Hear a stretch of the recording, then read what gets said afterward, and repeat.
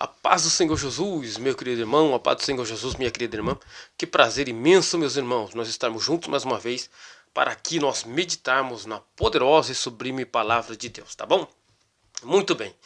O desejo do meu coração nesse dia é que Deus te abençoe grandemente a tua vida, que as potentes e poderosas mãos de Deus te alcance, abençoando a tua casa, a tua família, te trazendo paz, alegria e prosperidade, tá bom? É mais um dia na qual Deus tem uma palavra poderosa para o vosso coração. Muito bem, meu querido irmão, e a palavra que eu tenho da parte de Deus para você nesse dia encontra-se no Evangelho de Jesus Cristo, segundo escreveu o evangelista Lucas, o capítulo 24, e nós vamos fazer leitura no versículo 25, 26 e 27, que vai dizer da seguinte forma: E ele lhes disse: Ó nécios e tardo de coração, para crer tudo que os profetas disseram. Porventura não convinha que o Cristo padecesse essas coisas e entrasse na sua glória?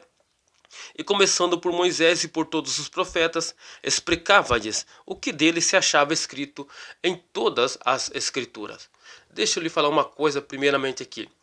Jesus, depois que ele ressuscitou, ele permanece ainda aqui na terra com seus discípulos, ensinando, pregando o evangelho. Depois de ressuscitado, ele fica 40 dias ainda com seus discípulos aqui na terra.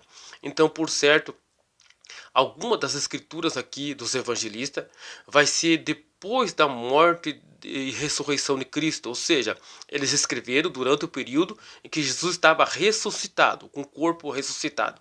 Aqui esse versículo, esse texto que ora acabamos de ler, é um desses textos na qual o evangelista escreveu um fato na qual Jesus já tinha ressuscitado. Tá? Já era o terceiro dia, despontava, já declinava o terceiro dia, já no finalzinho do terceiro dia da semana, o terceiro dia que ele havia morrido, tá? E uma tradução dizia que se não acontecesse nada até o terceiro dia, depois do terceiro dia não aconteceria nada mais. Então os discípulos estavam ali, dois deles estavam saindo de Jerusalém para Emaús, uma aldeia que distava de Jerusalém, cerca de 60 estádios ou 11, mais ou menos 11 quilômetros a 10 quilômetros. Esses discípulos estavam saindo de Jerusalém e estavam caminhando para essa aldeia que distava cerca de 11 quilômetros.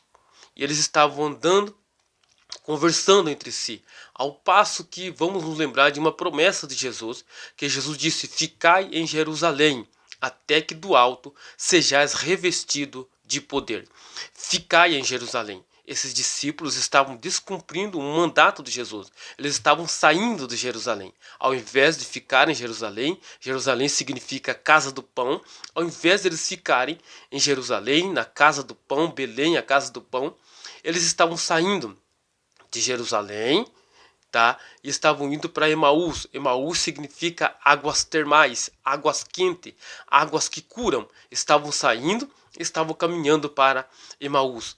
Mas a Bíblia vai dizer que enquanto eles caminhavam e conversavam entre si sobre os últimos acontecimentos que se deram em Jerusalém, eles estavam conversando. A Bíblia vai relatar que o próprio Jesus se apresentou entre eles, começou a caminhar com eles.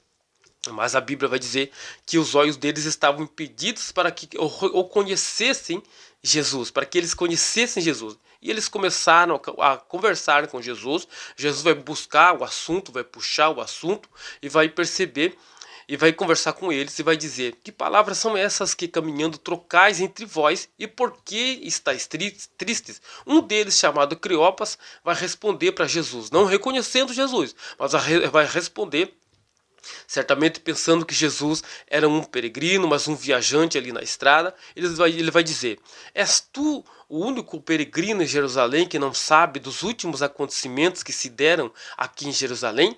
O próprio Jesus começa a dialogar, vai dizer quais acontecimentos. Então Cleopas vai responder: a que diz respeito a Jesus de Nazaré, que foi profeta poderoso em obras diante do povo, diante de Deus, e como as nossas autoridades e os nossos principais entregaram para ser morto e o crucificaram e o mataram na cruz. Eles conversando, eles dialogavam a respeito disso, mas aí Jesus vai chegar aqui no versículo que nós fizemos leitura.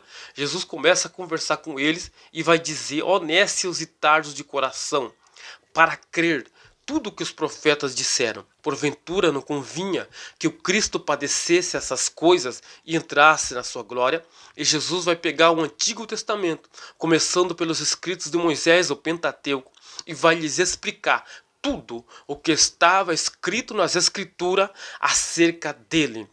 E quando eles chegaram ao lugar para onde eles iam, Jesus fez menção com que ia seguir mais adiante. Então eles vão constranger Jesus sem conhecê-lo, olhando para Jesus, conversando com Jesus, mas sem conhecer Jesus. Vão constranger Jesus porque já declinava o dia, já era o fim do dia, já estava escurecendo. Fica conosco porque já é tarde, porque o dia já declina.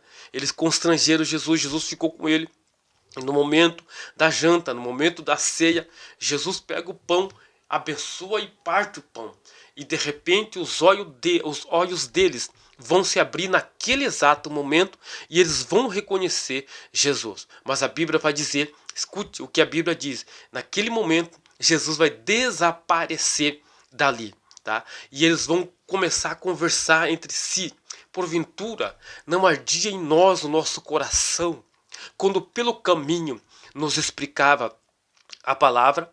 Pois bem, é assim, às vezes nós estamos com Jesus, Ele está do nosso lado, conversamos com Jesus, mas não conseguimos vê-lo, não conseguimos alcançá-lo com a nossa fé por causa da incredulidade do nosso coração.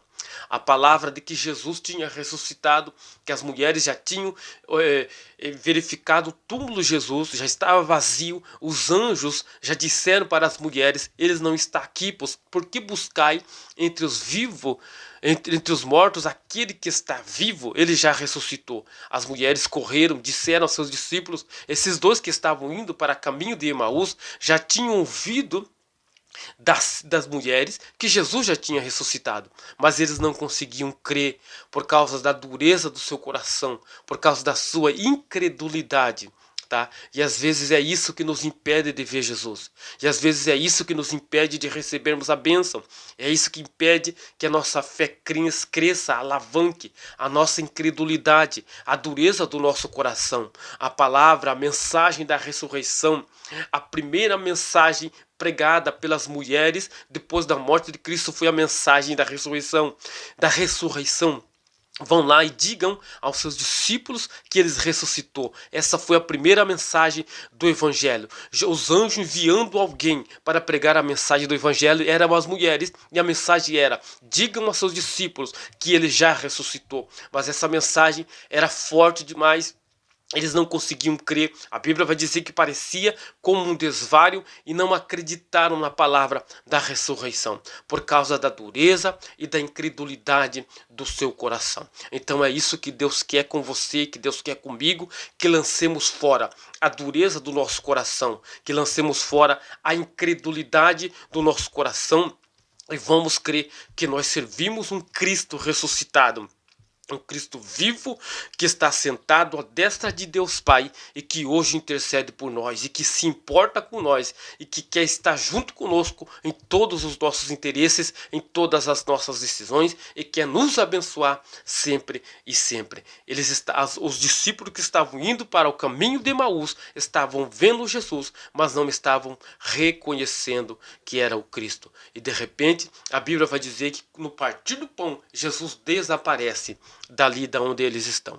Então note que algo sobrenatural aconteceu aqui. Jesus no seu corpo ressuscitado, o seu corpo ressuscitado não estava ligado às leis da física. Jesus desaparece dali e de repente já aparece em outro lugar. Este era o corpo ressuscitado que Jesus estava com ele. E esta é a maior mensagem, este é o fundamento do Evangelho, porque sem a ressurreição de Cristo, tudo que pregamos, tudo que falamos, nossa fé, esta palavra, tudo seria mentira. Por causa da ressurreição ser um fato verdadeiro, ser um fato contundente e verdadeiro, a mensagem é certa, a mensagem também é verdadeira. Realmente servimos um Cristo ressuscitado, um Cristo que morreu, mas ao terceiro dia ressuscitou e hoje está vivo e intercede por nós à destra de Deus Pai, tá bom? Vamos orar no nome do Senhor Jesus. Senhor Deus, glorioso,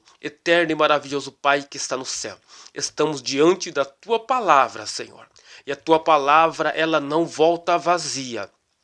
Ela se apraz para aquilo que o Senhor a enviou, ó Deus. Então, por certo, alguém que está ouvindo a tua palavra, Senhor, está duro no seu coração, está resistindo o poder do teu Espírito, mas a tua palavra, Senhor, é como a pedra que esmiuça, Senhor, o ferro. Deus, neste dia eu creio que a tua palavra vai adentrar nesta alma, neste coração e vai amolecer, vai derreter este coração endurecido para crer na tua palavra, Senhor. Deus, em nome de Jesus Cristo, eu peço a tua bênção no nome do Pai, do Filho e do Espírito Santo de Deus. Amém, Jesus. Amém, tá bom? O fato é que eles não conseguiram acreditar. Então, Deus quer que você creia, tá? Deus enviou seu Filho unigênito para que todo aquele que nele crê não pereça, mas tenha vida eterna. Jesus fez tudo por mim, fez tudo por você. A única coisa agora que temos que fazer é crer. Tão somente crer que Jesus é o nosso Salvador, tá bom? Deus te abençoe no nome do Senhor Jesus Cristo. Compartilhe esse vídeo com alguém, tá bom? Compartilhe, deixe seu like e se inscreva aí no nosso canal, tá? Deus te abençoe no nome do Senhor Jesus. Amém.